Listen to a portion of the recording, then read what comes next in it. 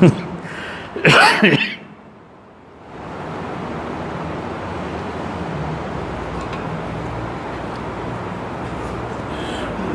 اللہ الرحمن الرحیم۔ اللہ تعالیٰ کے فضل و کرم سے آج یہ تیسری نشست ہے اور دنیا کے مختلف ممالک سے اور خالد زہیر صاحب نے، طارق صاحب نے جو سوالات بھیجے ہیں یہ ان کے جوابات ہیں۔ ان میں ایک سوال جو لندن سے اور ایک چائنا سے بھی آیا ہے، وہ حضرات جب اسے سنیں تو خود ہی سمجھیں کہ ان کے سوال کا جواب ہے۔ قضا کا لفظ استعمال فرمایا ہے اور اس پہ اگرچہ پہلے بھی بحث ہو چکی ہے اور جمعہ کی نماز کے بعد جو سوال و جواب تھے اس میں کچھ تشریح کی تھی۔ اصل قصہ یہاں سے شروع ہوتا ہے کہ حضرت رسالت مآب صلی اللہ علیہ وسلم نے یہ بات ارشاد فرمائی ایک بچے کو دیکھ کر۔ اس بچے کے سر کے بعض حصوں کے بال کاٹ دیے گئے تھے اور بعض حصوں میں بال تھے، تو ارشاد فرمایا کہ یا تو سارے بال اتروا دو یا سارے رکھ لو، اور منع فرمایا رسول اللہ صلی اللہ علیہ وسلم نے قضا سے۔ راوی جو ہیں وہ اس کی تشریح کرتے ہیں صحیح بخاری کی روایت میں کہ وہ ان سے پوچھتا ہے ان کا شاگرد کہ حضرت یہ لفظ کیا ہے، اور ابن قیم رحمۃ اللہ علیہ نے اس کی ایسی تشریح کی ہے جو باقی امت کے لیے قابل قبول ہے۔ ابن قیم، ابن تیمیہ اور یہ حضرات بسا اوقات ایسی تشریحات کتاب و سنت کی کرتے ہیں جو باقی امت کے لیے قابل قبول نہیں ہوتی۔ رحمہم اللہ انہوں نے کئی چیزیں اپنی کتابوں میں لکھی ہیں جس سے بعد کے آنے والوں نے تسلیم نہیں کیا، اور اس کی ایک سیدھی سی وجہ یہ بھی ہے کہ جہاں جہاں انہوں نے حنبلی فقہ سے قدم نکالا ہے وہاں امت نے انہیں قبول نہیں کیا۔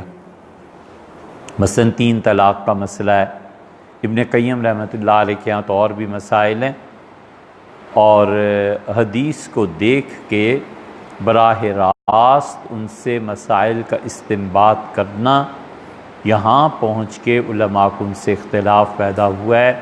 لیکن یہ جتنا بھی گروہ ہے بہرحال انہوں نے خدا کے دین کے لیے کام کیا ہے، اور یہاں تک کہ انہیں اپنی صدی کا مجدد قرار دیا گیا۔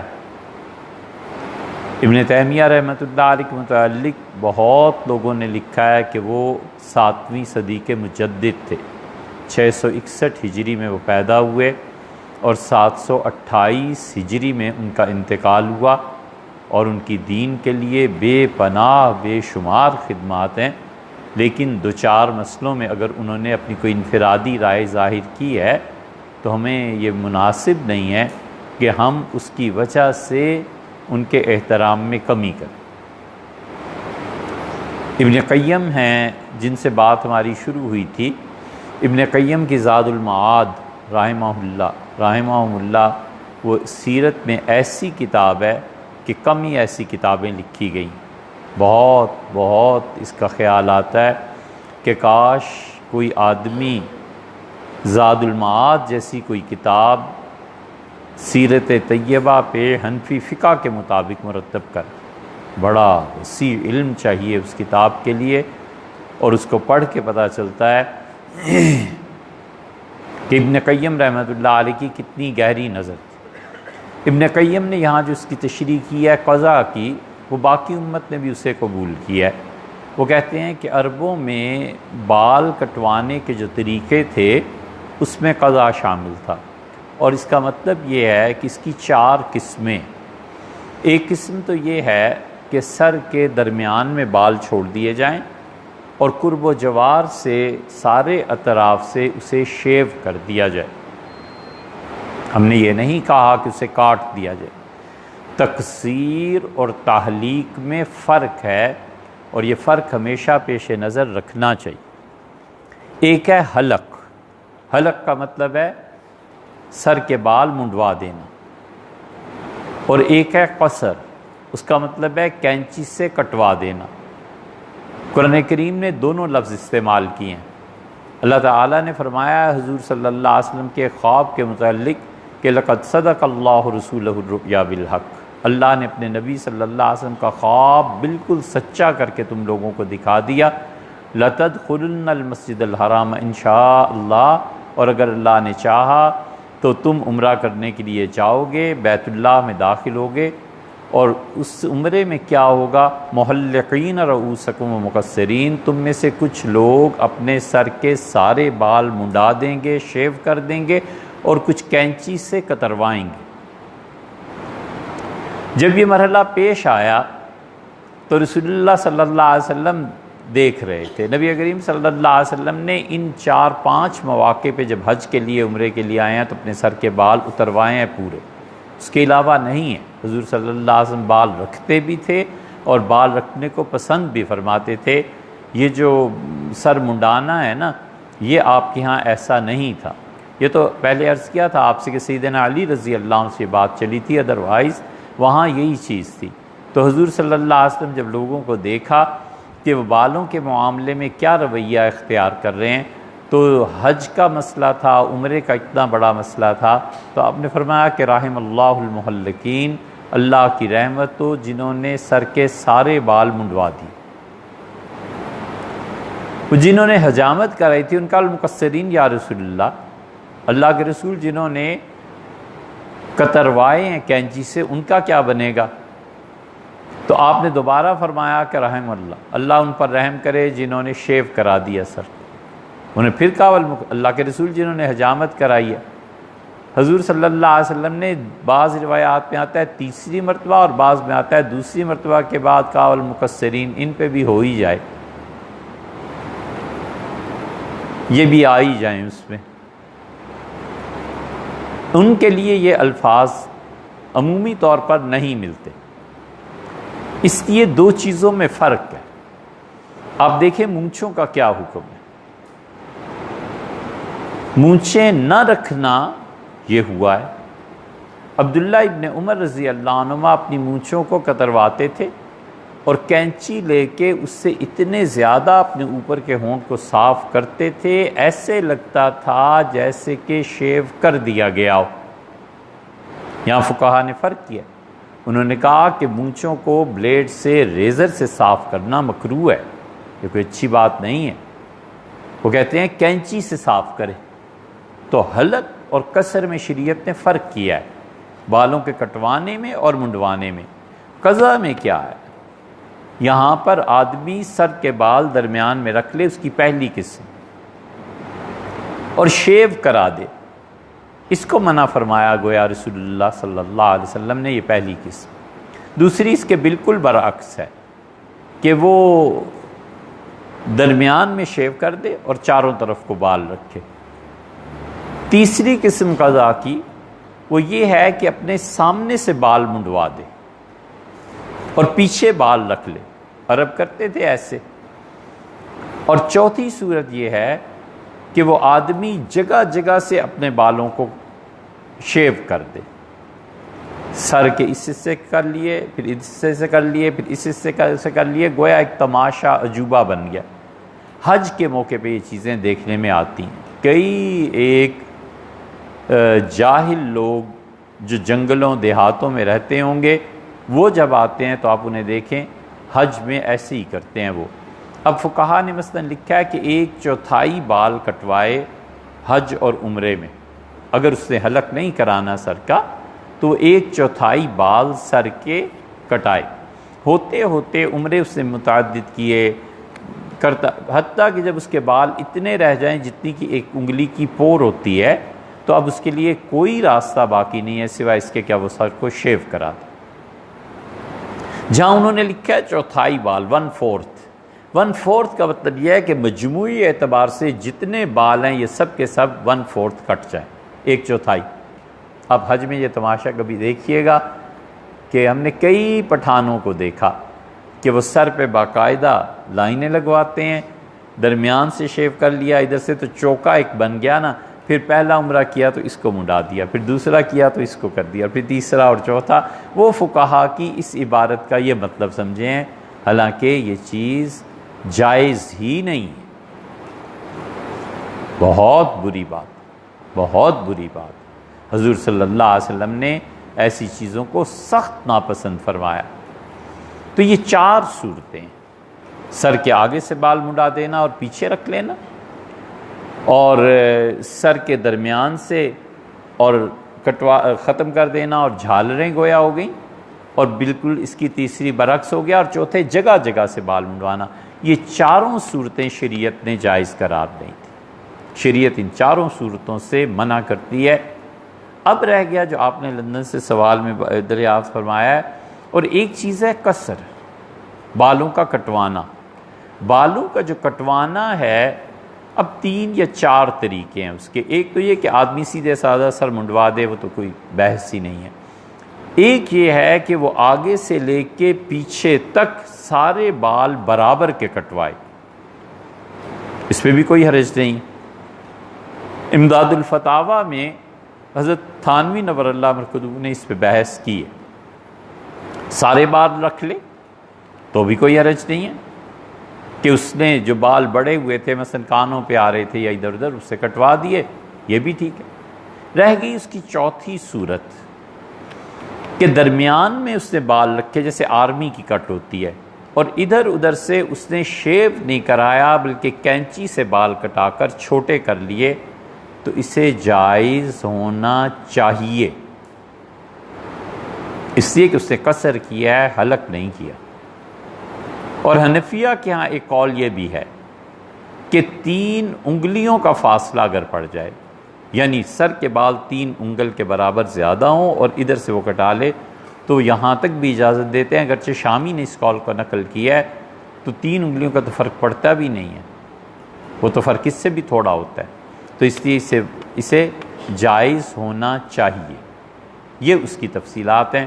احناف نے اپنی عام طور پہ کتابوں میں اس سے اتنی زیادہ بحث نہیں کی، یہ مختلف جگہ کی جزیات ہیں جو ہم نے آپ کے سامنے رکھی ہیں، تو اس سے ہمیں تو معلوم ہوتا ہے کہ یہ کوئی منع نہیں ہے، یہ قضا کی صورت وہ بنتی نہیں ہے جس سے رسول اللہ صلی اللہ علیہ وسلم نے منع فرمایا تھا۔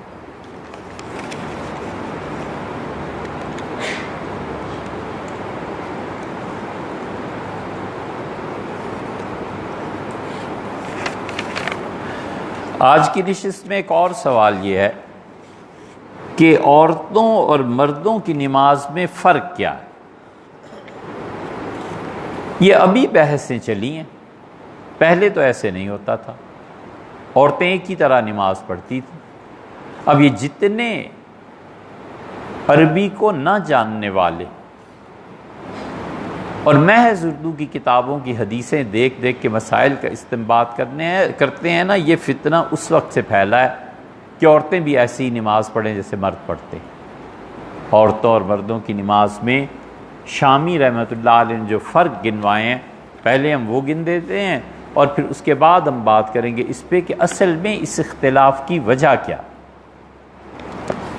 شامی رحمۃ اللہ علیہ نے بحث کی ہے کہ، اور انہوں نے عورتوں اور مردوں کی نماز میں زیلعی رحمۃ اللہ علیہ کے حوالے سے 10 فرق لکھے ہیں، اور وہ کہتے ہیں کہ اس سے بھی زیادہ ہو سکتے ہیں۔ ایک تو یہ ہے کہ عورت تکبیر تحریمہ کہتے ہوئے اپنے دونوں ہاتھوں کو اٹھائے گی کندھوں تک، وہ کندھوں سے زیادہ اٹھائے گی تو مردوں کے برابر ہو جائے گی، اس سے منع کیا کہ عورت اپنے دونوں ہاتھوں کو کندھوں تک اٹھائے۔ اور پھر دوسری بات یہ ہے کہ جو کپڑے اس نے پہنے ہوئے ہیں وہ اپنے بازو کو کف سے باہر نہیں نکالے گی، اس لیے کہ اگر اس کی کلائی نظر آتی ہے تو کلائی آغاز ہے عضو کا جو کوہنی تک جاتا ہے، تو اس کی کلائیاں ڈھانپی بھی ہونی چاہیے، سطر میں ہونی چاہیے۔ تیسرا انہوں نے کہا کہ وہ ہتھیلی پر ہتھیلی رکھے گی اپنے سینے کے نیچے، یعنی جو ابھار ہیں ان کے نیچے اپنی ہتھیلی پر ہتھیلی رکھے گی، ہاتھوں کو باندھے گی نہیں۔ چوتھا فرق انہوں نے کہا کہ رکوع کے لیے وہ تھوڑا جھکے گی، مرد کے لیے حکم ہے۔ حضور اقدس صلی اللہ علیہ وسلم رکوع میں اتنا جھکتے تھے کہ صحابہ کرام رضی اللہ عنہ کہتے ہیں کہ ان کا سر مبارک، کمر اور پیٹھ ایک لیول پہ آ جاتی تھی۔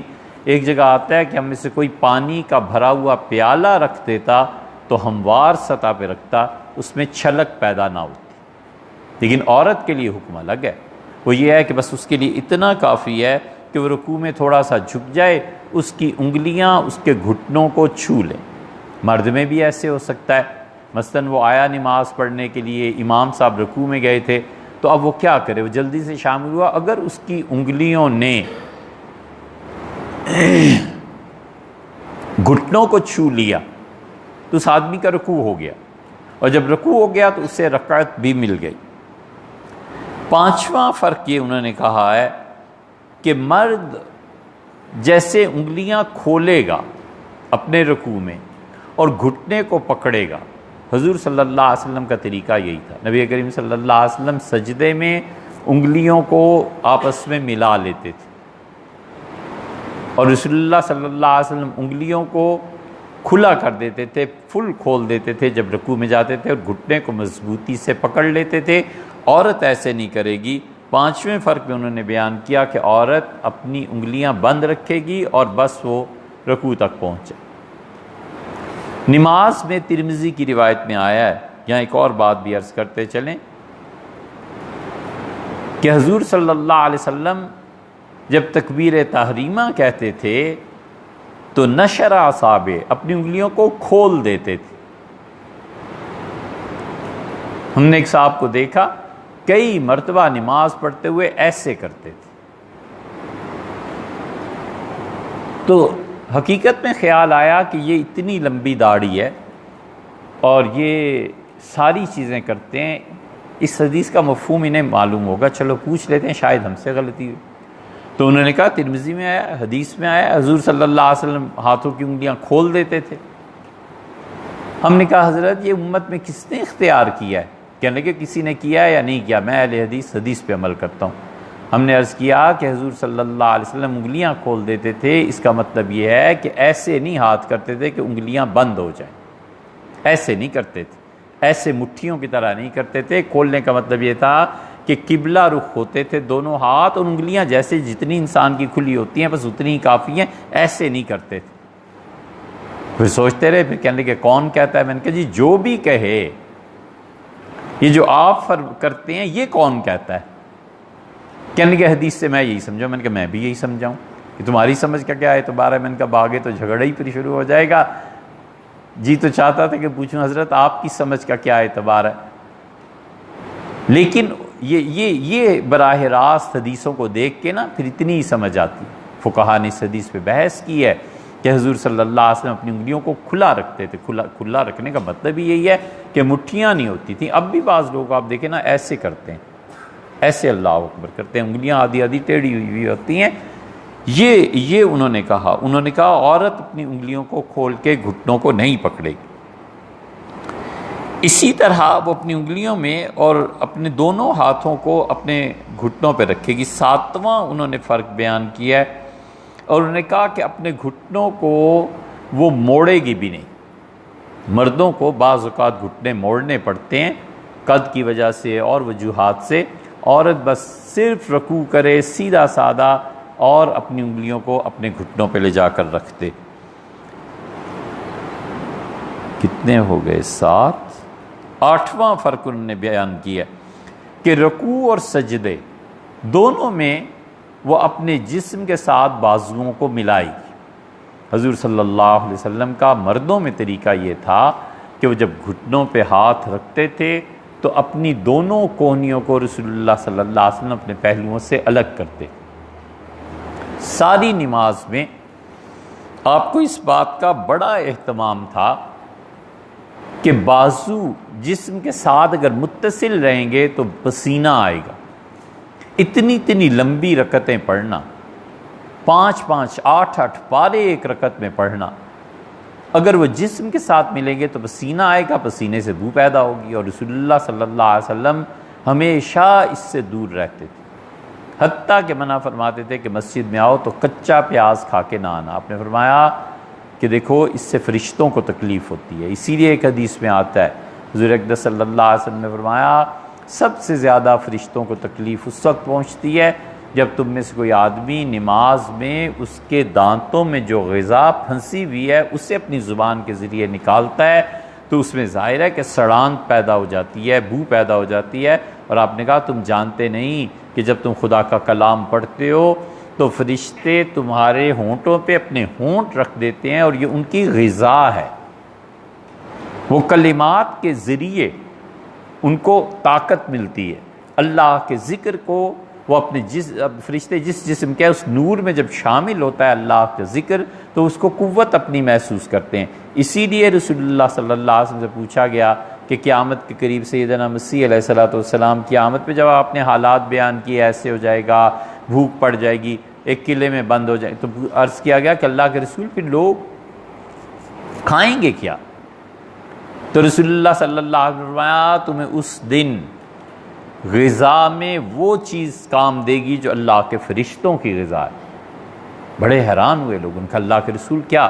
آپ نے فرمایا سبحان اللہ و بحمدہ سبحان اللہ العظیم. اللہ کے فرشتے اسے پڑھتے ہیں اور انہیں ان کے نور میں مراد یہ تھی کہ قوت آتی ہے.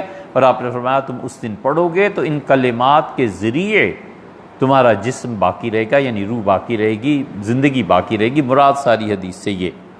تو اس لیے عورت اس کے لیے یہ حکم نہیں ہے. اسی لیے رسول اللہ صلی اللہ علیہ وسلم جب سجدہ کرتے تھے تو اتنا دور اپنی کونیوں کو پہلو سے رکھتے تھے کہ ایک صحابی رضی اللہ عنہ کہتے ہیں میں نے غور کیا تو رسول اللہ صلی اللہ علیہ وسلم نے اتنے پھیلا کے ہاتھ رکھے کہ ایک بکری کا چھوٹا بچہ ان کے درمیان سے گزر جاتا، دونوں ہاتھوں کے ادھر کے اور ادھر کے درمیان.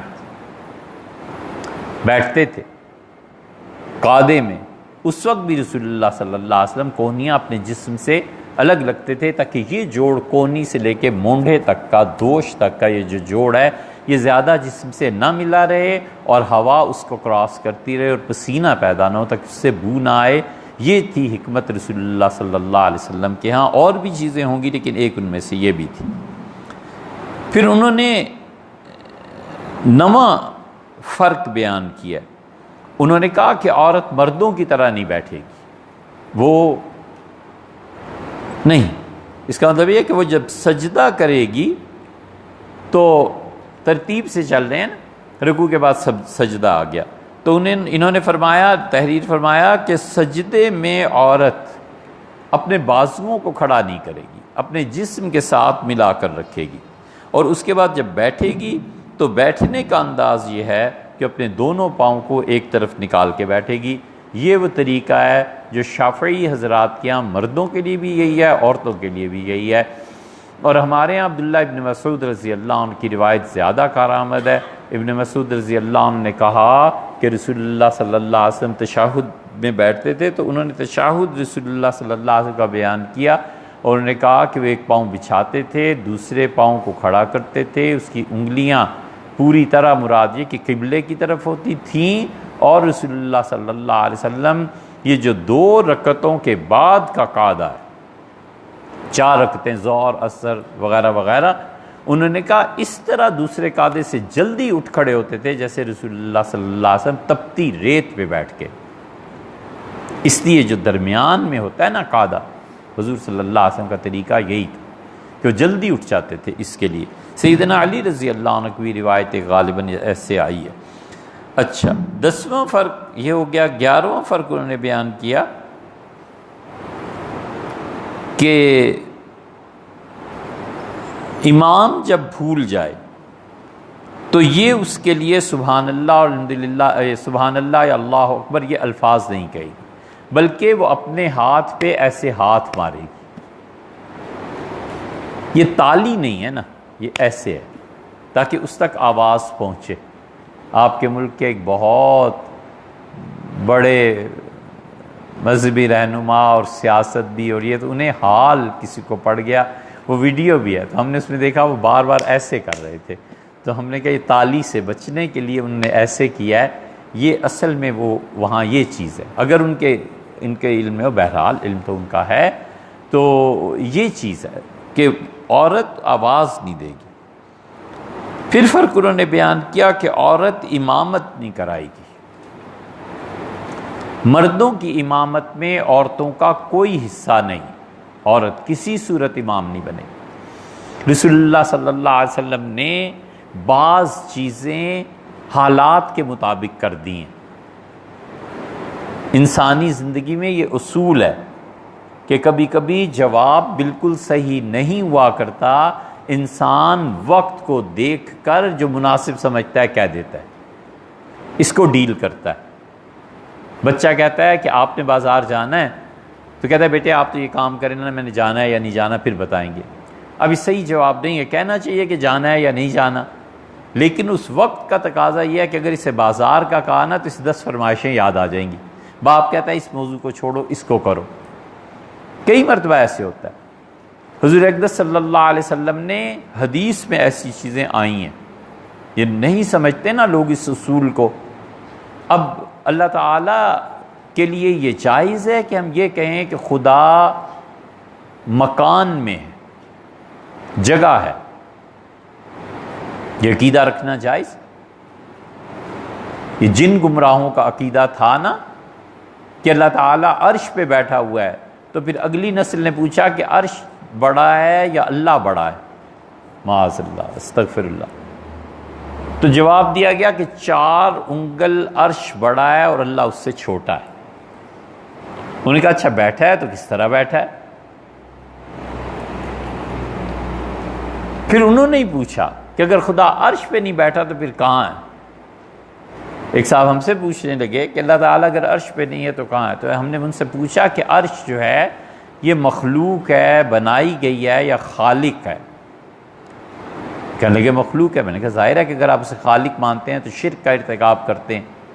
تو ہم نے کہا یہ عرش مخلوق ہوئی نا، زمین و آسمان مخلوق ہوئے نا. فرمانے لگے بالکل ٹھیک ہے. ہم نے کہا جب یہ نہیں تھے اور عرش بھی اللہ نے پیدا نہیں کیا تھا نا، تو اس وقت اللہ کہاں تھا؟ فرمانے لگے کہیں تو ہوگا. میں نے کہا بس جہاں اس وقت تھا نا وہاں اب بھی ہے، وہیں. اس کو فقہا نے لکھا ہے الان کما کان، اللہ اب بھی وہی ہیں جہاں پہلے تھا اس مخلوق کی تخلیق سے پہلے. تو اس لیے اللہ کے لیے زمان اور مکان کا ماننا یہ کفر ہے. اللہ کے لیے مکان کا مان لے کہ خدا محدود ہے آسمان میں، کفر نہیں ہے. تو اور کیا ہے؟ لمٹس ہیں نا آسمان کی، کوئی نہ کوئی 10 گز 5 انچ 4 فٹ، کوئی نہ کوئی لمٹس ہیں. زمان کی بھی تو لمٹس ہیں نا، 1000 سال 10,000 سال 1 کروڑ سال، اور 1 کروڑ سال بعد دنیا فنا ہو جائے گی. تو ان چیزوں کی لمٹس ہیں. اللہ زمان و مکان سے ماورا، یہ عقیدہ ہے. اب ایک صحابی رضی اللہ عنہ کوئی بات ہو گئی، انہوں نے کہا اللہ کے رسول میں نے نظر مانی تھی کہ میں ایک مسلمان باندی کو آزاد کروں، تو اس سے آپ پوچھ لیجئے یہ مسلمان ہے یا نہیں. تو باندی گونگی تھی. رسول اللہ صلی اللہ علیہ وسلم نے اس سے کہا کہ اللہ کے متعلق تمہارا کیا خیال ہے؟ اشارہ کیا نا. اللہ کے لیے کیوں اشارہ اوپر کیا جاتا ہے؟ بہتر تو یہ ہے کہ آدمی نہ کرے، لیکن کیوں کیا جاتا ہے؟ اس لیے کہ جتنی بھی سمتیں اور اطراف سائیڈز آپ بناتے ہیں، سب سے اچھی سائیڈ اوپر کی سمجھی جاتی ہے. نیچے، دائیں، بائیں، آگے، پیچھے، پھر ان سے بھی جو مزید سائیڈز بنتی ہیں، سب سے بہتر سائیڈ اوپر کی سمجھی جاتی ہے. اس لیے اللہ تعالیٰ کے لیے کبھی کوئی آدمی اشارہ کرتا ہے، کبھی کوئی کہتا ہے اوپر والا جانتا ہے. اب ہر آدمی کو علم کلام اور فتوے کے شکنجے میں تھوڑی کس دینا ہے کہ تم نے اوپر کا کہا تو اوپر ایک سمت ہے اور سمت محدود ہے، اور اللہ کو تم نے محدود قرار دیا لہٰذا تم کا خارج از اسلام ہو گئے. یہ اتنی لمبی بحثیں یہاں تھوڑا ہی ہوتی. اس لیے جو محتاط علماء اور فقہا ہوتے ہیں، جنہیں عقیدہ پڑھا ہوا ہوتا ہے، وہ کبھی بھی اشارہ نہیں کرتے، بچتے ہیں اس سے. اس سے کہ علم گہرا ہوتا ہے۔ امام احمد ابن حنبل رحمۃ اللہ علیہ تشریف لائے، ان کے بیٹے عبداللہ حدیث بیان کر رہے تھے کہ اللہ تعالیٰ نے اپنے ہاتھوں سے یہ چیز بنائی۔ بعض چیزوں کے متعلق آتا ہے کہ اللہ نے کہا میں نے اپنے ہاتھوں سے ان چیزوں کو بنایا۔ آدم علیہ السلام کے متعلق آتا ہے اللہ نے کہا کہ ہم نے اسے اپنے ہاتھوں سے بنایا۔ خیر یہ تو علم کلام کی بحث ہے۔ انہوں نے اللہ تعالیٰ کے ہاتھوں کے لیے اشارہ کر دیا۔ امام احمد ابن حنبل رحمۃ اللہ علیہ بڑے ناراض ہوئے اور بیٹے عبداللہ کو بلا کے ڈانٹا بھی خوب، اور انہوں نے کہا ایسا بدتمیز ہے کہ اللہ کے اعضاء کا ذکر کرتے ہوئے اشارے کرتے ہو ہاتھوں سے، یہ کیا کیا تم نے؟ اس لیے لوگوں کا جتنا علم اوپر، اسی کے اوپر کی سمت سب سے زیادہ، تو رسول اللہ صلی اللہ علیہ وسلم اس کا اوپر والا، فرمایا میں کون ہوں؟ اس نے کہا اللہ نے آپ کو بھیجا ہے۔ اشارہ کیا رسول اللہ صلی اللہ علیہ وسلم جاؤ آزاد کر۔ اب اس میں اللہ اوپر ہے یہ بحث کی جا سکتی تھی، لیکن رسول اللہ صلی اللہ علیہ وسلم نے اجمال کی بات کی کہ بس ٹھیک، اس بیچاری کو اتنا ہی پتہ ہے، جنگل کی گاؤں کی رہنے والی، اسے کیا اتنی خبر ہے۔ حضور اقدس صلی اللہ علیہ وسلم نے بہت سی چیزیں حدیث میں آئی ہیں، وقتی طور پر فرما دیا اچھا ایسے کر۔ حج میں بھی ایسے ہی ہوا ہے، کسی نے آ کے عرض کیا کہ اللہ کے رسول اب حج میں دیکھیں نا ترتیب ہے، ترتیب کیا ہے؟ ہاں سب سے پہلے رمی ہے، اس کے بعد نہر ہے، پھر حلق ہے، سر کے بال منڈوانا، اور پھر طواف زیارت ہے۔ رن حت فقہا اسے یہ لکھتے ہیں، رے سے مراد رمی، نون سے مراد نہر قربانی، ہے سے مراد حلق، اور تو سے مراد طواف۔ یہ جو چاروں چیزیں ترتیب میں ہمارے حنفی فقہا اس پہ زور دیتے ہیں، یہ اب چلو حدیث میں، حدیث میں آتا ہے ما من شیئن قدم و اخر، کوئی چیز ایسی نہیں تھی جو رسول اللہ صلی اللہ علیہ وسلم سے آخری حج میں آ کے کسی نے کہی ہو کہ اللہ کے رسول میں نے بال پہلے کٹوا دیے اور رمی بعد میں کی، اور میں نے فرض کر لو طواف پہلے کر لیا اور بال بعد میں کٹوائے۔ ما من شیئن، حضور صلی اللہ علیہ وسلم کے پاس جو بھی آیا قدم و اخر، جس نے جو بات کہی الا وقال فلا حرج، آپ نے کہا کوئی حرج نہیں، ہو گیا حج، تمہارا بھی ہو گیا، اس کا بھی ہو گیا، اس کا بھی ہو گیا۔ وجہ اس کی یہ ہے کہ رسول اللہ صلی اللہ علیہ وسلم کے ساتھ یہ پہلا تو موقع تھا لوگوں کا حج کرنے کا، اور ٹوٹے پڑے تھے لوگ، 1,00,000 سے زیادہ آدمی اس حج میں تھا۔ حضور صلی اللہ علیہ وسلم کس کس کو فتویٰ دیتے کہ تمہارا حج بھی نہیں ہوا، تمہارا بھی نہیں ہوا، تمہارا بھی نہیں ہوا، اور مناسک حج کی تعلیم ہی کہاں ہوئی تھی۔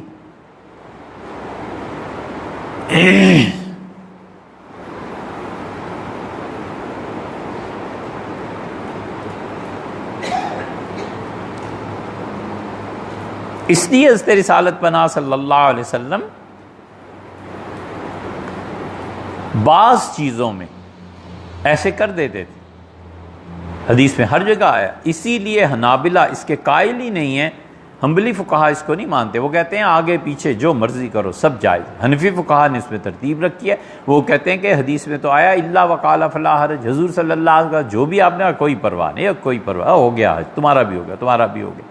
حنفی فقہا اس کے جواب میں یہی کہتے ہیں، وہ کہتے ہیں مناسک کی تعلیم ہی نہیں ہوئی تھی، جنگلوں گاؤں سے لوگ آئے تھے، حضور صلی اللہ علیہ وسلم پہ ایمان لائے تھے، نئے نئے مسلمان تھے، تو کہاں ایسے ہو سکتا تھا۔ اس کی ایک تیسری بھی مثال بھی دوں، حضور اقدس صلی اللہ علیہ وسلم نے واضح لفظوں میں فرمایا ہے، کسی اور کو رعایت نہیں دی۔ آپ نے فرمایا علی جس شخص پہ غسل واجب ہو جائے اس کے لیے مسجد میں آنا جائز نہیں ہے سوائے تمہارے اور میرے۔ سیدنا علی رضی اللہ عنہ واحد آدمی ہیں جن کو حالت جنابت میں رسول اللہ صلی اللہ علیہ وسلم نے مسجد میں آنے کی اجازت دی تھی، خود مستثنا فرمایا۔ کون کو یہ کہہ سکتا ہے کہ کیوں کیا، کیا کیا؟ تو اس لیے یہ چیزیں شریعت میں ہیں۔ اب ایک عورت آتی ہے، صحیح حدیث میں آیا، حضور صلی اللہ علیہ وسلم نے فرمایا اچھا تمہارے ہاں مرد کوئی نہیں نا، تو اپنے نوکروں کو جمع کر کے خود ہی نماز پڑھا دیا کرو۔ حویلی میں وہ رہتی تھی اور رسول اللہ صلی اللہ علیہ وسلم کے پاس مسجد نبوی میں کیسے آتی، اور ان کے غلام نے انہیں مار بھی دیا تھا، تو وہ اپنی حویلی میں اس وقت جو بھی موجود ہوتے تھے، نوکر چاکر، ان سب کو کھڑا کرتی تھی، نماز پڑھا دیتی تھی، حضور صلی اللہ علیہ وسلم تم پڑھا دیا کرو۔ اب یہ اس کو قاعدہ کلیہ بنانا ہے کہ عورت کی امامت جائز ہے، پھر اس کو بھی قاعدہ کلیہ بناؤ۔ سیدنا علی رضی اللہ عنہ سے فرمایا تھا کہ غسل واجب ہو تو بھی مسجد میں آ جا کرو، تو اس سے کوئی پرواہ نہیں، پھر اس کو بھی قاعدہ بنا لو۔ کرنا کیا ہے آخر؟ اس لیے یہ جو انہوں نے لکھا ہے نا کہ عورت کا حق امامت میں نہیں ہے، اس ایک واقعے کے علاوہ کبھی ایسے ہوا ہے کہ عورتوں نے امامت کی ہو؟ پھر چلے جاتے ہیں ام المومنین سے عائشہ رضی اللہ عنہ نے فوج کی قیادت کی تھی سیدنا علی رضی اللہ عنہ کے مقابلے میں، طلحہ اور زبیر رضی اللہ عنہ وغیرہ ان کے انڈر تھے۔ بھائی وہ معاملہ اور تھا، یہ معاملہ اور ہے۔ ام المومنین سے عائشہ رضی اللہ عنہ تشریف لے گئی ہیں، انہوں نے سیدنا علی رضی اللہ عنہ سے خود کہا ہے مذاکرات میں کہ ہم عثمان کے خون کے لیے آئے ہیں، بس اتنی بات تھی اور وہ لڑائی چھڑ گئی، غلط فہمی ہوئی دونوں طرف، اور جو قاتل تھے عثمان رضی اللہ عنہ کے یا اس میں حصہ لینا، ادھر بھی چلے گئے ادھر بھی چلے گئے۔ سیدنا علی رضی اللہ عنہ نے زبیر کو اٹھایا اور فرمایا زبیر میرے ساتھ چلو اور میرے لشکر میں آ کے دیکھو تم ایک تماشا۔ سیدنا علی رضی اللہ عنہ کھڑے ہوئے اور انہوں نے کہا کون ہے جس نے عثمان رضی اللہ عنہ امیر المومنین کو شہید کیا ہے، اور میرا ارادہ ہے کہ میں ان سے قصاص لوں۔ 10,000 سے زیادہ تلواریں نکلی، انہوں نے کہا ہم نے کیا قتل عثمان۔ کیا کر فساد اس پیمانے پہ پھیل گیا۔ انہوں نے کہا زبیر یہ ہے صورتحال، تم لوگ کہتے ہو کہ امیر المومنین عثمان رضی اللہ عنہ کے قتل کا بدلہ لیا جائے، میں کس کس سے بدلہ لوں؟ یہاں تو یہ صورتحال بنی ہوئی۔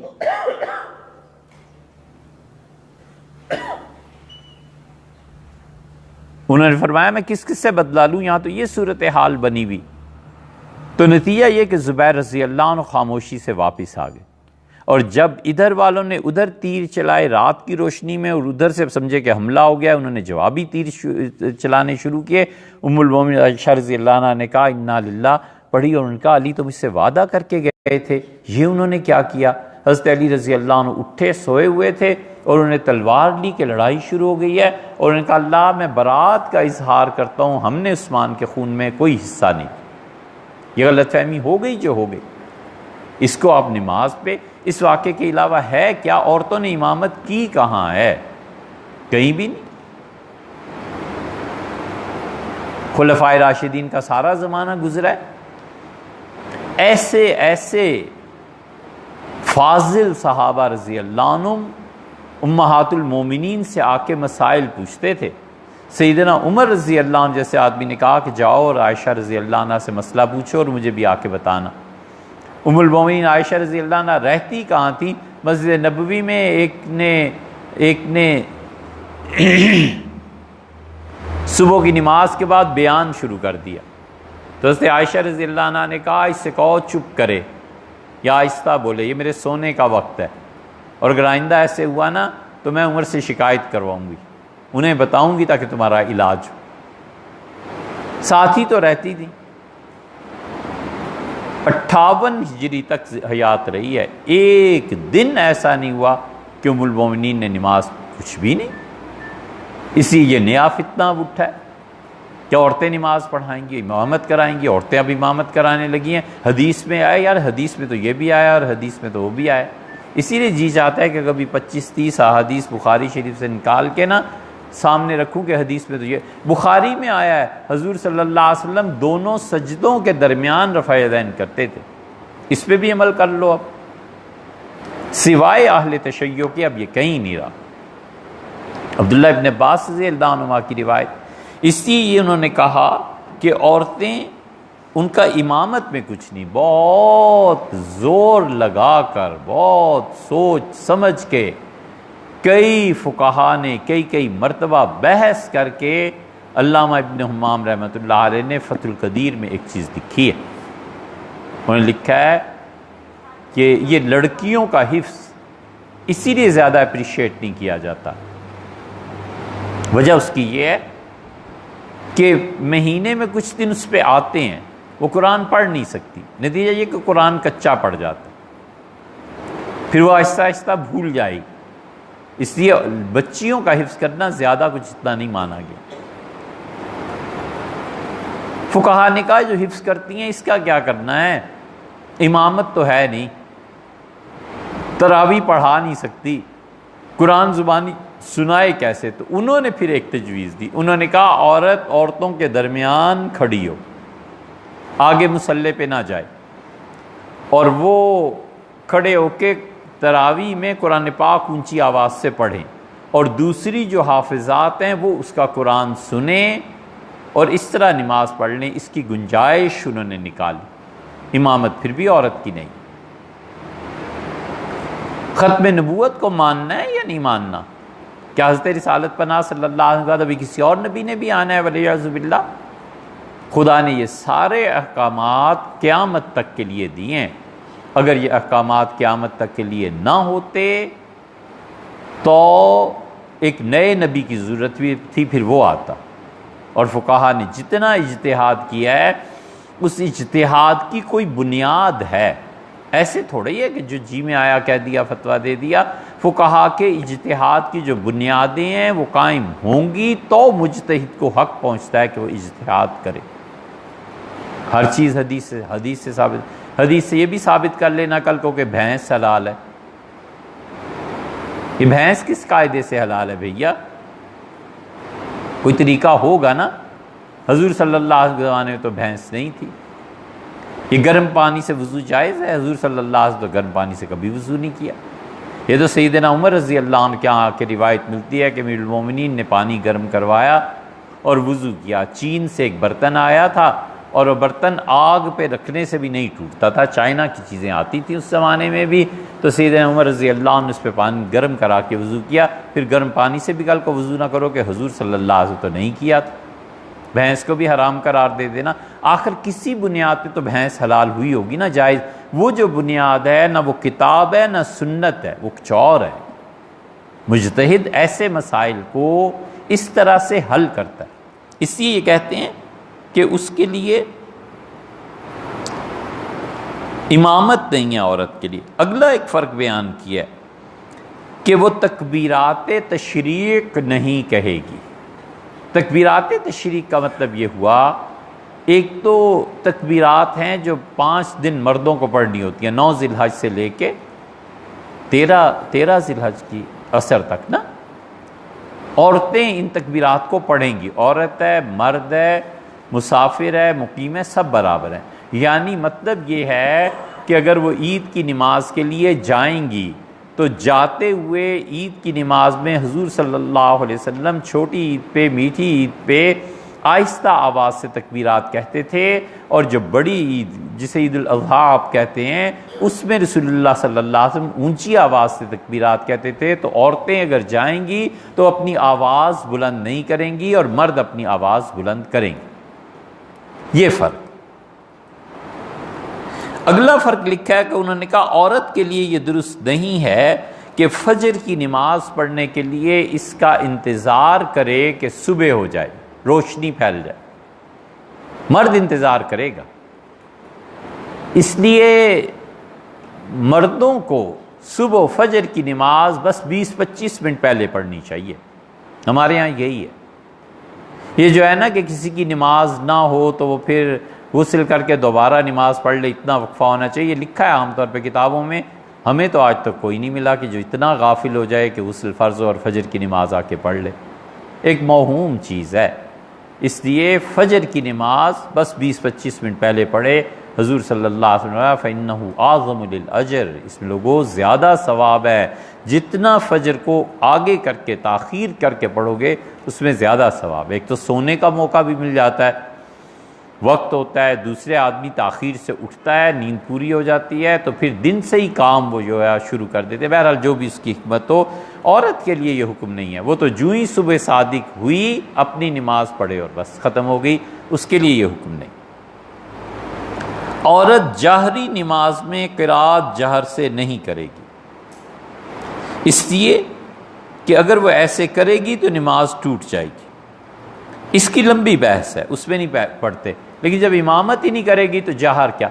اور اس کا یہ بھی مطلب ہے دوسرا کہ جب مغرب، عشاء اور فجر 3 نمازیں پڑھے گی تو مرد اگر اکیلا نماز پڑھے، جماعت رہ گی اکیلا نماز پڑھے، تو اس کے لیے مستحب ہے کہ جہر سے پڑھے، اتنی تو آواز ہو جو اپنے کان سن۔ مغرب ہوئی، مسجد میں آیا، گھر تھا کوئی کام، تو مرد کے لیے یہ ہے کہ اتنی آواز سے پڑھے، اس کو زیادہ ثواب ہے۔ عورت کی نماز اگر ایسے ہو گئی تو عورت جیسے حقیقت میں نماز پڑھتی ہے وہ ایسے ہی نماز پڑھے گی، اگرچہ اسے تاخیر ہو گئی اور وہ فرض کیجئے جماعت سے نماز پڑھنا چاہتی تھی، جماعت اس کی نہیں ہوئی، تو وہ آہستہ آواز سے نماز پڑھے گی۔ عورت کی آواز ستر ہے یا نہیں، عورت کی آواز چھپی ہوئی ہے یا نہیں، اس پہ فقہا کی بحث ہے، لیکن سچی بات حقیقت میں یہی ہے کہ عورت کی آواز کا پردہ نہیں، کیونکہ قرآن یہ کہتا ہے حضور صلی اللہ علیہ وسلم کی بیویوں کو کہ یہ آپ کے گھر کوئی مانگنے آئے کوئی چیز، فلا تخضعن بالقول، تو اس سے ایسی بات ایسے بات نہ کرنا کہ تمہاری آواز میں لوچ پیدا ہو، نرمی ہو، فَيَطْمَعَ الَّذِي فِي قَلْبِهِ مَرَضٌ، وگرنہ یہ جو آنے والے مرد ہیں نا تمہارے گھروں میں، یہ کوئی غلط امید تم سے لگا بیٹھے گا۔ اللہ تعالیٰ نے یہ نہیں کہا کہ بات نہ کرنا، اگر عورت کی آواز پردہ ہوتی نا تو اللہ منع کر دیتا کہ بات ہی نہ کرو۔ اللہ تعالیٰ نے یہ فرمایا ہے کہ بات کرو، وَقُلْنَ قَوْلًا مَّعْرُوفًا، ڈھنگ کی بات، مناسب بات، صاف بات۔ اس لیے عورتیں جو فون سنتی ہیں اگر وہ صحیح بات کرتی ہیں تو اس میں کوئی حرج نہیں ہے۔ عورت کی آواز حقیقت میں قول کے مطابق اس کا پردہ نہیں۔ یہ ساری تفصیل جو شامی رحمۃ اللہ علیہ نے لکھی ہے یہ کہاں سے آئی ہے؟ پھر بحث چھیڑ دیتے ہیں کہ حدیث میں تو نہیں آیا، حدیث میں تو نہیں، یہ نہیں آیا۔ حدیث صرف بخاری میں ہی آئی ہے اور کہیں نہیں آئی، حدیث صرف مسلم اور ترمذی میں ہی آئی ہے اور کہیں نہیں آئی۔ یہ حدیث کی کتاب ہے مصنف ابن ابی شیبہ۔ حدیث کی کیا ایک ہی قسم ہے؟ ہوش کرو، حضور صلی اللہ علیہ وسلم نے بس جو کچھ کہا اور کیا اور سکوت، یہی حدیث ہے۔ صحابی رضی اللہ عنہ کہتا ہے نا، اگر تابعی کہے کہ رسول اللہ صلی اللہ علیہ وسلم نے یہ کیا اور تابعی ہو سکا، ہو صحیح آدمی، اس کی روایت حدیث نہیں ہے، نہ کرے، یہ ظلم نہ کرے۔ تابعی جب کہتا ہے کہ رسول اللہ صلی اللہ علیہ وسلم نے یہ کیا تو لا محالہ اس نے کسی صحابی کو دیکھا ہے، سنا ہے، حضرت سے تعلیم دی ہے۔ صحابی کون ہے ہمیں نہیں پتا بھی، وہ تابعی ہے، اس کی شخصیت پہ بحث کرو۔ وہ جھوٹا ہے نہیں مانتے، وہ سچا ہے اس کی بات مانی جائے گی۔ آپ تشہد میں کیا پڑھتے ہیں؟ وَأَشْهَدُ أَنَّ مُحَمَّدًا عَبْدُهُ وَرَسُولُهُ وَأَشْهَدُ أَن لَا إِلَٰهَ إِلَّا اللَّهُ، اس کے بعد جو الفاظ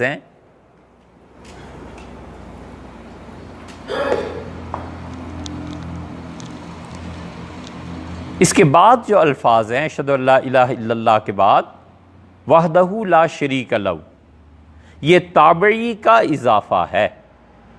ہم سب مانتے ہیں تابعی کے اضافے کو، ہم کہتے ہیں حدیث میں تو نہیں آیا کہ حضور صلی اللہ علیہ وسلم نے وحدہ لا شریک لہ کے الفاظ کہے ہوں، لیکن ہم اس لیے پڑھتے ہیں کہ ایک تابعی سکا آدمی ہے جس نے روایت کیا رسول اللہ صلی اللہ علیہ وسلم سے۔ اب اس کے درمیان اور حضرت رسالت پناہ صلی اللہ علیہ وسلم کے درمیان کون سے صحابی تھے ہمیں نہیں معلوم، لیکن تابعی جب حدیث بیان کرے وہ حدیث مرسل کہلاتی ہے۔ یہ دیکھ لینا اصول میں اس کا کیا نام ہے، وہ حدیث مرسل کہلاتی ہے، اور ایسی حدیث قابل تسلیم ہوتی۔ امام ابو حنیفہ رحمۃ اللہ علیہ تابعی ہیں، وہ کہیں کہ رسول اللہ صلی اللہ علیہ وسلم یہ کیا تو امام ابو حنیفہ اور رسول اللہ صلی اللہ علیہ وسلم کے درمیان واسطہ کون ہے؟ پڑھی کیا ہے تمہیں اتنا ڈھونڈنے کی؟ ڈھونڈ لو، تحقیق کر لو، لیکن امام ابو حنیفہ رحمۃ اللہ پہ بحث کرو یہ آدمی صحیح ہے یا غلط۔ اب تابعی کی بات کرتے ہیں، تبع تابعی۔ امام مالک رحمۃ اللہ علیہ کہہ دیں کہ حضور صلی اللہ علیہ وسلم یہ کیا ہے، بحث مالک پہ کیجئے کہ مالک نے کس سے سنا ہے اور انہوں نے کس صحابی سے سنا ہے، اور پھر رسول اللہ صلی اللہ علیہ وسلم ہے۔ امام مالک کے اور رسول اللہ صلی اللہ علیہ وسلم کے درمیان کم سے کم 2 واسطے ہونے چاہیے، ایک ان کا استاد کوئی بھی تابعی ہو اور پھر صحابی رضی اللہ عنہ، یہ 2 آدمی ہونے چاہیے۔ ہم کہتے ہیں امام مالک رحمۃ اللہ علیہ کا کہہ دینا کافی ہے یار، وہ جھوٹ نہیں بول سکتے، سوال ہی پیدا نہیں ہوتا حضرت رسالت پناہ صلی اللہ علیہ وسلم جھوٹ بولے۔ حسن بصری سے پوچھا گیا، وہ کہتے تھے رسول اللہ صلی اللہ علیہ وسلم، حسن بصری تو تابعی ہیں، انہوں نے کہا مجھ سے پوچھتے ہو کہ میں رسول اللہ صلی اللہ علیہ وسلم کی بات کیسے بیان کرتا ہوں، میرے اور ان کے؟ دیکھو جب کسی میری جملے میں یہ آئے کہ رسول اللہ صلی اللہ علیہ وسلم نے کیا ہے، تو اس کا مطلب یہ ہے کہ میں نے 500 سے زیادہ صحابہ رضی اللہ عنہ سے سنا۔ اگر میں کس کس کا نام لوں؟ اور جہاں تھوڑے ہوتے ہیں پھر میں کسی کا نام لے دیتا ہوں۔ ہمارے نزدیک یہ حجت ہے، دلیل ہے، ہمارے نزدیک تو تبع تابعی بھی دلیل ہے۔ امام مالک رحمۃ اللہ علیہ کی موطا بھری پڑی ہے ایسی چیزوں سے، 600-700 روایات ہیں امام مالک رحمۃ اللہ علیہ کی، مختلف کتابوں میں موطا کے علاوہ بھی مالکی حضرات روایت کرتے ہیں، ہم اسے حجت اور دلیل مانتے ہیں۔ ایک صحابی رضی اللہ عنہ کہتا ہے ہم دلیل مانتے ہیں۔ اصل مسئلہ کیا ہے؟ مسئلہ میں آپ سے عرض کرتا ہوں، یہاں دیکھیں یہ مصنف ابن ابی شیبہ ہے، ابراہیم نخعی رحمۃ اللہ علیہ کی روایت ہے۔ انہوں نے کہا، ان سے پوچھا کہ عبداللہ ابن عباس رضی اللہ عنہ سے انہ سئل عن صلاۃ المرأۃ، ان سے پوچھا گیا کہ حضرت عورت نماز کیسے پڑھے گی؟ تو انہوں نے کہا تجتمع وتحتفظ، عورت سمٹ کے نماز پڑھے گی اور اپنے آپ کو جھکائے گی۔ یہ عبداللہ ابن عباس رضی اللہ عنہما ہیں۔ آپ کہہ دیں کہ عبداللہ ابن عباس رضی اللہ عنہما کو دین کی سمجھ نہیں تھی، یا پھر کہہ دیں کہ رسول اللہ صلی اللہ علیہ وسلم سے سند لاؤ، ہم کہتے ہیں ابن عباس کا کہہ دینا بس کافی ہے، صحابہ رضی اللہ عنہ پہ اعتماد اٹھانا ہے۔ یہ دوسری روایت ابراہیم نخعی رحمۃ اللہ علیہ کی ہے۔ ابراہیم نخعی رحمۃ اللہ علیہ کو معمولی آدمی تھے۔ ابراہیم نخعی اور ان کے بعد اسود اور علقمہ اور پھر عبداللہ ابن مسعود اور عمر اور علی اور پھر رسول اللہ صلی اللہ علیہ وسلم، یہ چین بنتی ہے۔ ابراہیم اتنے بڑے آدمی تھے کہ حنفی فقہ میں رکن رکین پورے ستون ہیں۔ نخعی کا کچھ کہہ دینا معمولی بات تھوڑا ہی تھی۔ یہ ہیں ان کے ماموں چچا اسود علقمہ، یہ سارے بڑے لوگ۔ کسی نے پوچھا کہ اسود اور علقمہ دونوں تھے، ان میں بڑا کون تھا؟ اس نے جواب دیا، اس نے کہا اسود بڑے تھے علقمہ سے۔ کہا کیوں؟ انہوں نے کہا اس لیے کہ اسود نے سیدنا علی رضی اللہ عنہ کے ساتھ اپنے مخالفین کے خلاف جم کے تلوار چلائی تھی، لڑے تھے، علقمہ نہیں لڑے تھے۔ ان کا اسود سیدنا علی رضی اللہ عنہ کے ساتھ چونکہ جہاد میں شریک ہوئے ہیں، وہ افضل تھے۔ سیدنا علی رضی اللہ عنہ کی معیت کوئی معمولی بات نہیں تھی۔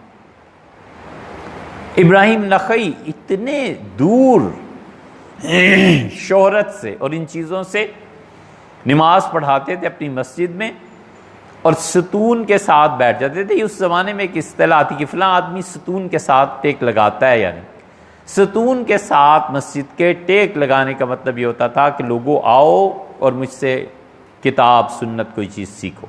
اور ابراہیم نخعی رحمۃ اللہ ٹیک لگا کے بیٹھتے تھے، اور جہاں 3 سے چوتھا آدمی ہوا اٹھ کے چل دیتے تھے، کوئی آ جائے چل دیتے تھے۔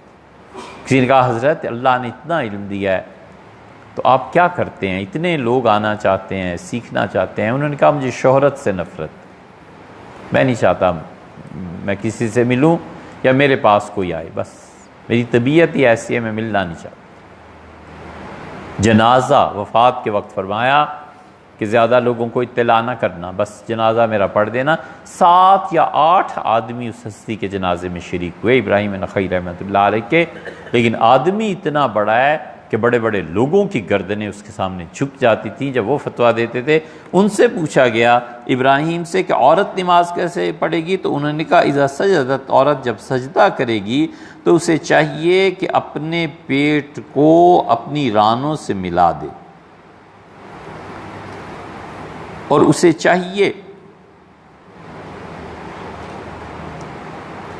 کہ دونوں اس کی رانیں جو ہیں اس پہ اپنے پیٹ کو رکھے۔ یہ کھل کے سجدہ کرنا اس کے منافی ہو گیا نا۔ اب ابراہیم نخعی رحمۃ اللہ نے کس سے سنا ہے؟ ہم کہتے ہیں کسی سے بھی سنا ہو تم ابراہیم پہ بات کرو، یہ آدمی سچا ہے یا جھوٹا ہے، یہ آدمی کیا ہے۔ انہوں نے یقیناً صحابہ کرام رضی اللہ عنہ سے سنا ہوگا۔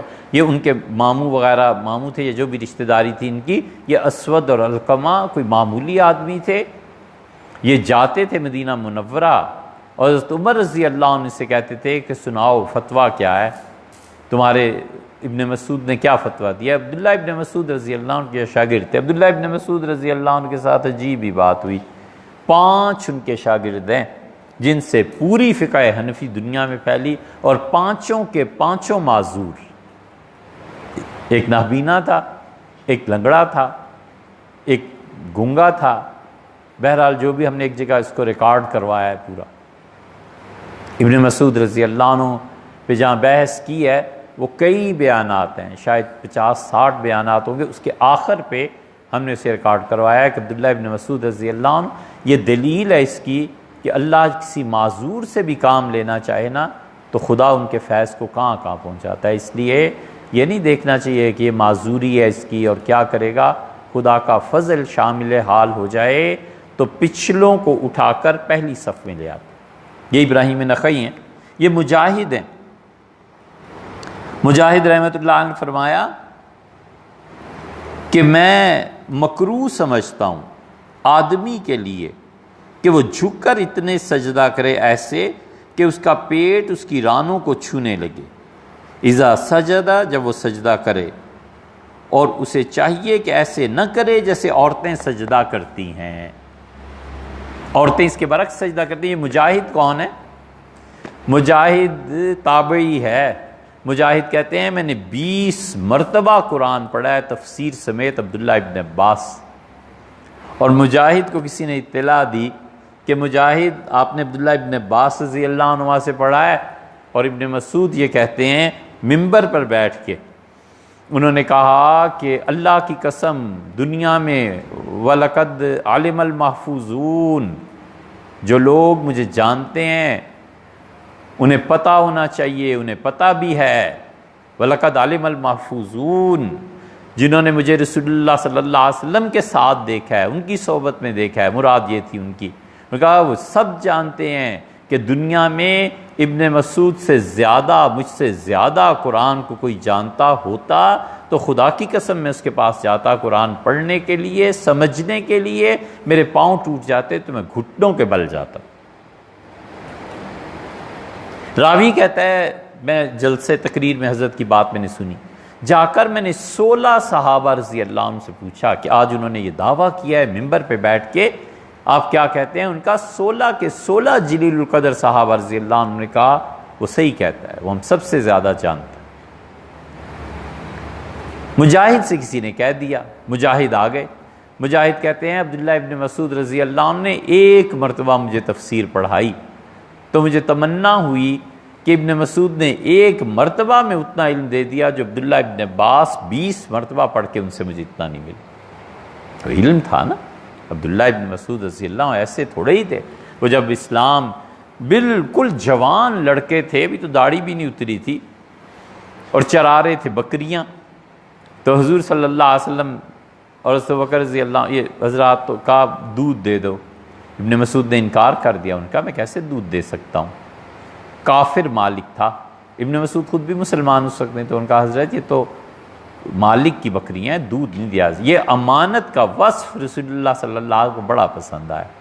آپ نے میں ایسی بکری لے آؤ جس کا دودھ ابھی نہ آیا، انہوں نے ایک چھوٹی بکری پیش کر دی، حضور صلی اللہ علیہ وسلم کے تھنوں پہ ہاتھ رکھا، یہ آپ کا معجزہ تھا کہ اس میں دودھ آ گیا۔ ابن مسعود رضی اللہ عنہ کہتے ہیں بڑا حیران ہوا، تو حضور صلی اللہ علیہ وسلم مجھے بلایا اور مجھ سے پہلی بات یہ فرمائی کہ معلم الخیر، عبداللہ تم تو استاد ہو، عبداللہ تم معلم ہو، عبداللہ تم خیر کی تعلیم دینے والے ہو. بس رسول اللہ صلی اللہ علیہ وسلم کا جملہ عبداللہ کے ساتھ جڑ گیا، ساری زندگی تعلیم پہ عبداللہ نے لگا دی رضی اللہ عنہ. بہت بڑے آدمی. یہ عبداللہ ابن مسعود رضی اللہ عنہ، مجاہد کہتے ہیں میں ایک مرتبہ حضرت سے پڑھنے گیا، ایک مرتبہ پڑھا تو میں نے کہا کاش میں نے وہ جو 20 مرتبہ پڑھا ہے نا اس سے یہیں آ جاتا تو اچھا تھا. یہ مجاہد کہتے ہیں کہ عورت ایسے کرے گی. اصل مسئلہ کیا ہے؟ یہ کہنا کہ عورتوں کے لیے کوئی حدیث ہی نہیں ہے. یار بات کرو مجاہد کی کہ مجاہد سچے تھے یا جھوٹے تھے، بات کرو مجاہد کی روایت کی. ایسے ہی گمراہی کی باتیں. اصل کانٹے کی بات کیا ہے؟ اصل مسئلہ یہ ہے کہ ہمارا اصول کا اختلاف ہے. ہمارے اصول کا اختلاف یہ ہے کہ ہم صحابہ کرام رضی اللہ عنہم کو اور خلافت راشدہ کو اور تابعین کو اور تبع تابعین کو اگر ان کی روایت باقی روایات سے نہیں ٹکراتی تو حجت اور دلیل مانتے ہیں، اس سے مسئلے کو ثابت کرتے ہیں. اور اہل تشیع اور اہل حدیث وہ کہتے ہیں صحابی کچھ بھی کہے، حضور صلی اللہ علیہ وسلم کے فعل کے اگر خلاف ہے ہم نہیں مانتے. وہ کہتے ہیں صحابی کا قول حجت نہیں. تابعی تو دور کی بات ہے نا، ہم صحابہ کرام رضی اللہ عنہ کی بات کو بھی نہیں مانیں گے. ہم کہتے ہیں حضور صلی اللہ علیہ وسلم سے اگر ان کی کوئی بات ٹکراتی ہے ہم صحابہ رضی اللہ عنہ کے مانیں گے، حضور صلی اللہ علیہ وسلم کی بات چھوڑ دیں. وجہ یہ ہے کہ صحابی پاس تھے، وہ انہیں ثواب کی ہرس نہیں تھی، وہ ثواب نہیں چاہتے تھے. انہوں نے جو رسول اللہ صلی اللہ علیہ وسلم کے فعل کو چھوڑا ہے نا تو کچھ سوچ سمجھ کے چھوڑا ہے. عین ممکن ہے اس لیے چھوڑ دیا ہو کہ یار یہ تو رسول اللہ صلی اللہ علیہ وسلم کی تخصیص ہے. ایک آدمی نے رسول اللہ صلی اللہ علیہ وسلم کے انتقال کے بعد حضرت عائشہ رضی اللہ عنہا کو نکاح کا پیغام بھجوانا چاہا تھا. کسی نے سمجھایا کہ حضور صلی اللہ علیہ وسلم کی خصوصیت ہے، شادی ان کی خصوصیت ہے، اسے نہیں کیا. آج بھی ایک چیز میں نے آپ سے عرض کیا تھا کہ حافظ ابن حجر نے کہا ہاں رسول اللہ صلی اللہ علیہ وسلم کی بیٹیوں پر سوکن نہیں لائی جا سکتی، اسی لیے تو رسول اللہ صلی اللہ علیہ وسلم سیدنا علی رضی اللہ عنہ کے اس رشتے پہ فرمایا کہ دیکھو اللہ نے جو چیز حلال کر دیا ہے میں حرام نہیں کرتا، جو حرام ہے میں حلال نہیں کرتا. علی اگر چاہتے ہیں کہ ابو جہل کی بیٹی سے شادی کریں، میری بیٹی کو چھوڑ دیں، میری بیٹی کو میرے پاس بھیج دیں. علی کو نہیں پتا جو چیز فاطمہ کو تنگ کرتی ہے وہ مجھے بھی تنگ کرتی، انہیں نہیں پتا جو اسے پریشان کرتی ہے وہ مجھے بھی. یہ ساری باتیں کل گزر چکی. حضور صلی اللہ علیہ وسلم کی بیٹیوں پہ سوکن نہیں آ سکتی تھی. یہ جواب ہے ان تمام انگریز مستشرقین، ان لوگوں کا جو رسول اللہ صلی اللہ علیہ وسلم پہ اس معاملے میں بھی اعتراض کرتے ہیں. کہتے ہیں اپنی تو اتنی شادیاں کر لیں کچھ نہیں، اور اپنی بیٹی پہ معاذ اللہ استغفر اللہ نقل کفر نہ باشد، اپنی بیٹی پہ سوکن آنے لگی تو علی طلاق دے دے. بھی آپ نے اب خود بھی تو اتنی کی ہے نا، علی کو کیوں اجازت نہیں تھی؟ یہ جواب ان کے لیے ہے کہ رسول اللہ صلی اللہ علیہ وسلم کی بیٹیوں کی خصوصیت. اس لیے ہم کہتے ہیں کہ صحابی نے رسول اللہ صلی اللہ علیہ وسلم کو دیکھا ہے، اس کے باوجود اب عمل نہیں کرتا. جب عمل نہیں کرتا تو کچھ تو سوچا ہوگا نا کہ کیوں رسول اللہ صلی اللہ علیہ وسلم کا فعل چھوڑ رہا ہے.